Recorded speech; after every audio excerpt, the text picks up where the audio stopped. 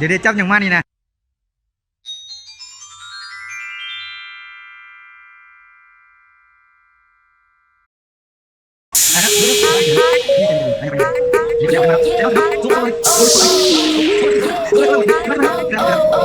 ขึ้นนี่เอาดื่มเลยผมเห็นเนาะเอาเดี๋ยวนี่ปานี่เนาะนี่ปานี่โอเคเดี๋ยวจะได้เล่าเสียวนั้นมาเต็นบึงเนาะอีกประมาณ1 นาทีเนาะเอาสีหูฝนว่าน้องสาวนี่สีมีสารสีม่วงบ่หรือว่าสีมีสารสีอย่างกระมูเนาะหรือว่าสีมีฝนจากตัวนี้เนาะเจ้าสบายดีอาจารย์สวัสดีอาจารย์มีชื่อว่าอย่างเนาะอาจารย์ข้าพเจ้าชื่ออาจารย์พรแก้วศรีธาระอันนี้รับผิดชอบหน่วยงานคุ้มครองนักหอพักนักศึกษาเจ้าคือว่าในการรับผิดชอบในช่วงเปิดช่วงเรียนก็คือว่าเกี่ยวกับการตรวจสารเสพติดให้นักศึกษาที่นักศึกษาจะเข้ามาเรียนในปีที่1เลยต้องได้ผ่านการตรวจสารเสพติดตัวนี้เขาเริ่มก่อตั้งกันปีไหนครับเขาเริ่มตั้งแต่ทุกปี2015 2016เป็นต้นมาจนถึงปัจจุบันถือว่าอยู่ในประเทศลาวนี่ถือว่าโรงเรียนสภาวิชานี่เป็นโรงเรียนแห่งแรกเลยเนาะแม่นที่ว่าเป็นระบบเกี่ยวกับกวดสารเสพติดเนาะแม่นคือว่าเป็นโรงเรียนทำอิฐที่ว่านักศึกษาจะเข้ามาเรียนอยู่ในโรงเรียนโดยทั่วกันเขาได้เฮ็ดเริ่มก่อนหมู่ที่ว่าตรวจสารเสพติดนักศึกษาที่เข้ามาปัจจุบันนี้เขาได้พัฒนามีอย่างขึ้นเนี่ยเกี่ยวกับกวดสารเสพติดอยู่ในนั้นเขากับโมแม่ว่าสิตรวจแต่ปี1เนาะเดี๋ยวนี้เขามีแผนพัฒนาซึ่งเขาจะตรวจไปฮอดปี2ปี3โอ้ปี2ปี3เนาะนั่นแหละต้องได้ตรวจหลังจากเขารับปี1แล้วเราจะเริ่มเขาไปตรวจของปี2ปี3เพื่อให้เขาเจ้ารู้ว่าการที่เขามาเรียนในสภาวิชาต้องตรวจสารเสพติดจะบอกเป็นอะเฟตามีนตัวเป็นมาโอ้ครับขั้นตอนนี้ที่ว่าได้ว่า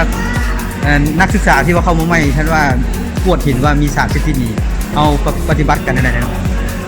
ขั้นตอนแรกเนาะคือว่าเราก็ต้องหลังจากเขาจะมาตรวจปุ๊บถ้าผู้ใดพบปัญหากรณีว่ามีสารดังกล่าวที่ว่าติดตกค้างอยู่ในร่างกายที่ว่าเขาตรวจพบเนาะ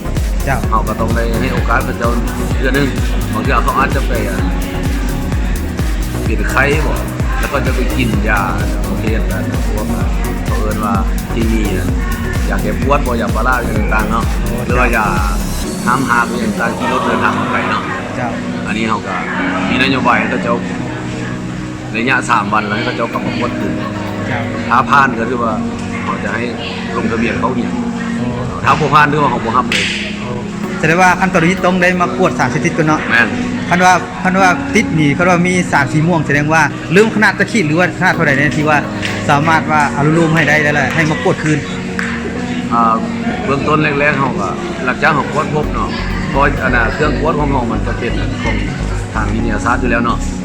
มันจะโสออกมาถ้ามันเป็น2ขีดใหม่ของว่าออกสีม่วง 100% หรือว่าเขาจะได้เอิ้นผู้เกี่ยวมาศึกษาเขาถามเกี่ยวกับผมว่าพ่อแม่ผู้ปกครองผู้นำบ่ด้วยว่าเอามาถ้าเขาเจ้ายอมรับว่าเขาเจ้าเคยเสพยาหรือว่าเคยสูบยาพวกนี้ที่ว่ารับสารดังกล่าวนี้เข้าร่างกายแล้วเขาต้องให้ผู้ปกครองเขาเจ้าผู้นำและถ้าผู้ปกครองเขาเจ้าห้ามผู้นำแล้วเขาเจ้าต้องได้เอาไปกินผัวก่อนทำยักดีเลยจึงค่อยเอากลับมาในซุปต่อไปเขาสามารถมาขอเสนอเนี่ยต่อไปร้านปี2ปี3เด้ปี2ปี3ก็คือว่าจะได้เฮ็ดเอกสารเนาะถ้าว่ากวดพบผู้ใดนะแล้วแม่นเขาจะต้องได้เฮ็ดเอกสารเนาะเสนอหาจะตั้งพนักงานหรือว่าเสนอไปหาคณะอำนวยการเพื่อขอความเห็นจากเพิ่นเนาะแต่ตามระเบียบของแล้วเคยปฏิบัติกันมาแล้วแม่ว่าถ้าปี2ปี3กวดพบสารอะเฟตามีนนั้นเนาะคือว่าเขาจะได้เฮ็ดข้อตกลง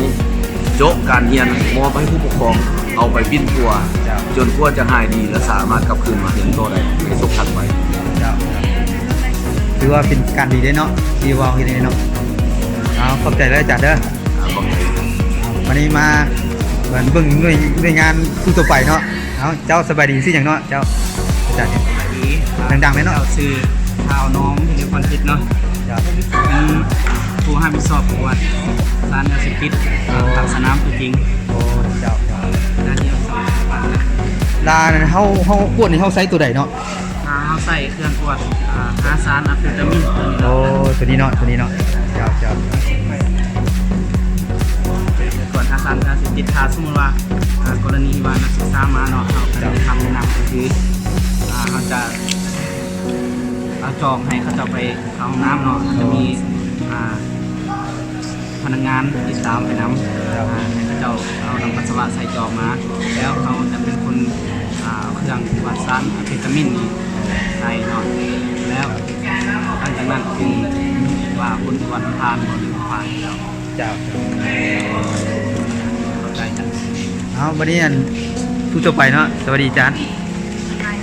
อันนี้ เอาโมนเป็นผู้ช่วย ผู้ช่วยเนาะ เอา ผู้ช่วยเกี่ยวกับกฎสารเสพติดเนาะเดี๋ยวเอาสิมาเบิ่งเลยเนาะว่าอันนั้นมีนักศึกษาเข้ามาในกลุ่มอะไรเนาะอันนี้ก็มากวดวันนี้สบายดีน้องชายโอ้ซื้อเท้ายังไงนะสุขสวรรค์เฮียนจุ๊บมันโมเจ็ดอยู่เฮียนไหนมาให้โมโซวิงจันทร์โอ้มื้อนี้มื้อแรกว่าสิมากวดสารโอ้ได้กวดแล้วบ่เริ่มกวดแล้วบ่ ยัง โอ้เดี๋ยวสิติดตามเบิ่งเด้อนะว่าสิมีสารสีม่วงบ่เนาะหรือว่าทุกคนจากสารสีม่วงเนาะแต่ว่ามั่นใจว่า 100% บ่ว่าบ่มีบ่โอเคเอาเข้าใจเอาพูดต่อไปดิพูดต่อไปสบายดีน้องชายอันจุกมัธยมมาจากที่ไหนเนาะมโสวิงจันทร์มโสวิงจันทร์อันมาพูดครั้งแรกได้เนาะนี่เนาะ โดยแม่ กำลังลืมพูดบ่นี่นะกำลังซื้อเนาะเดี๋ยวเขามาติดตามเบิ่งนะว่าน้องชายเฮาอันสิมีสารสีม่วงหรือบ่มีเนาะแต่ลงเว้าแบบกูพูดตัวเองอยู่ครับกันว่า 100% ว่าบ่มีสารสีม่วงแท้ๆบ่มีเนาะโอเคเอาเราเบิ่งเนาะ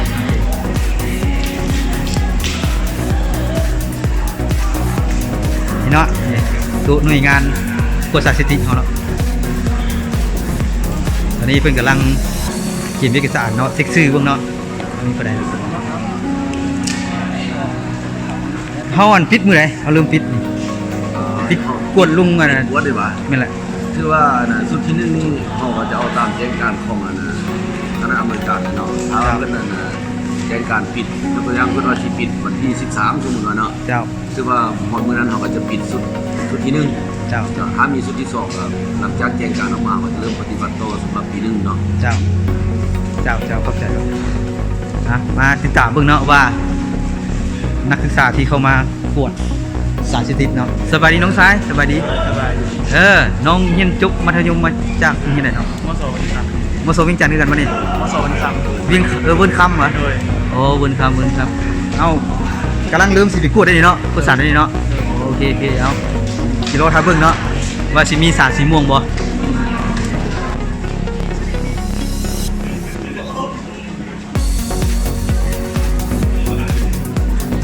สบายดีเนาะซื้อหยังเนาะเรียนจบมัธยมมาจากดังมโสส่งลงมา มาจากหลวงพระบางผมป่ะนี่โอเคเอาเราเบิ่งเอาที่ยังไม่ได้ตามเบิ่งปฏิวัติเป็นผู้ถามมาเยอะ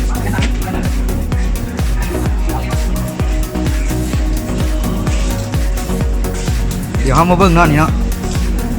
ดูที่ว่าติดแล้วก็ปวดเนาะบรรดาน้องชายเนาะนี่เนาะที่ว่าเพิ่นปล่อยมาแล้วเนาะเพิ่นปล่อยมาแล้วเพิ่นเราท่าเบิ่งผลอยู่เนาะว่าผลสิผ่านบ่หรือว่าสิติดสีม่วงเนาะหน้าตาสิใสล่อๆนี่ทุกสีผ่านเบิดเนาะนี่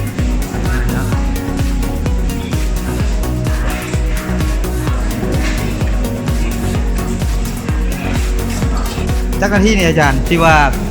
เขาจะหู้ผลหรือว่าสี สำหรับเครื่องตรวจสารอะเฟตามินนี่เนาะคือว่าหลังจากที่เราเอาเครื่องตรวจจุ่มลงในปัสสาวะแล้วสามารถหูคนใดภายใน1 นาทีครับ โอ้1 นาทีเนาะ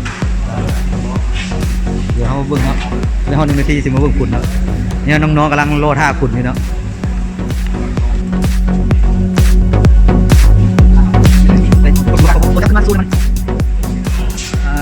เคอันนี้มัน4ได้ฮอดเขตได้ถือว่า4โม ตั ง วนี้คือว่าคนตรวจของเราแล้วแม่นนักศึกษาคือว่าผ่านเนาะเจ้า ผ่านโอ้คันว่าขึ้นฮอด4โมงมันขึ้นฮอดขีดได้ ขึ้น2ขีดแล้วคือว่าผ่าน ส่งคือส่งขีดมันเป็นผ่านบ่ เจ้า คันกายนั่นนะเป็น4โมงนั่นเนาะ ถ้าขึ้นขีดเดียวคือว่าคนตรวจของเราแม่นบ่ผ่านผู้เกี่ยวคือว่ามีสาร โอ้ อะเฟตามินตกค้างในร่างกายเจ้า เดี๋ยวว่าคันบ่ขึ้นฮอด2เนาะ น้องๆกินไว้แต่ละคนหากันไปถอดอยู่ในห้องน้ำแล้วก็ เดี๋ยวน้องซ้ายดูน้องซ้ายมาสู้ในอันใส่อันโคงเน่าๆมันๆนะสู้เบิ่งดูสู้เบิ่งก่อนยังขึ้นยังขึ้นนี่โอเค อันนี้บ่แม่นว่าเสนอเหล้าเสนอเบียร์เด้อนี่นะน้ำปัสสาวะเนาะหรือว่าเหี่ยวเนาะคันว่าสัดกันเพิ่นกำลังรอทับคุณคือกันเนาะแสดงว่า3สาย4สายโลเฮานี่แม่นผ่านเนาะเอาไปเราไปเอาน้องสาวนี้มาให้กำลังใจแฟนวันนี้นะน้องทรายวันนี้นะ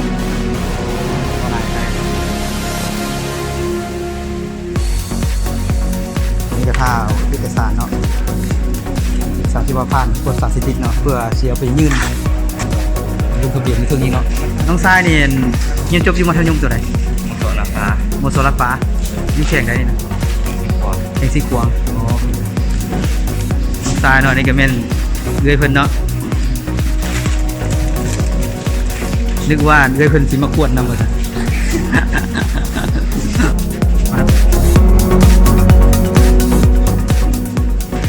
มาเบิ่งว่าน้องเสื้อแดงนี่สิผ่านบ่เนาะผ่านละถือว่าผ่านเนาะโอ้ได้ละสิได้สบายดีเสื้อทำกินเนาะสบายดีเจ้าอันโคทามนี่ว่าซื้อหยังเนาะ สาย ฮะ สายของ ทรายของโอ้มาส่งกันน่ะน้องทรายกวดสารสิติดวะ เนี่ยแหละ ก็ได้ผ่านตัวนี้ก็ได้เนาะแต่ว่ารับประกันว่าน้องทรายเฮานี่เป็น 100% วะผ่านเลย งาน ผ่าน 100% เนาะเฮาอยู่กลุ่มกองได้นี่นะฮะ โฆษณา โฆษณาอยู่โฆษณาแถวใดวะ ขนาดมา สนามม้าบางเทื่อท่านผู้ชมอยากเห็นนั่นสาวงามแถวนี้เนาะก็เลยขอถ่ายหน่อยมีพอมีแฟนหรือว่าหรือว่าสร้างครอบครัวแล้ว ยังสวยอยู่ ยังโสดอยู่ยังโสดอยู่เด้อท่านผู้ชมแล้วยังโสดเด้อผู้ใดจะมาเข้ามาติดตามเด้อเดี๋ยวเสียนเดี๋ยวเสียเอาเบอร์ให้ลุงยุ่มให้เนาะพอเฟซคนอย่างไรอยู่บ่นี่อันเฟซอย่างเนาะ ซื้อเดียว ฮะ เดียวกันซื้อเป็นซื้อคนเดียวกัน อันนั้นเบอร์โทรได้อยู่บ่นี่ เอาไว้ได้นะ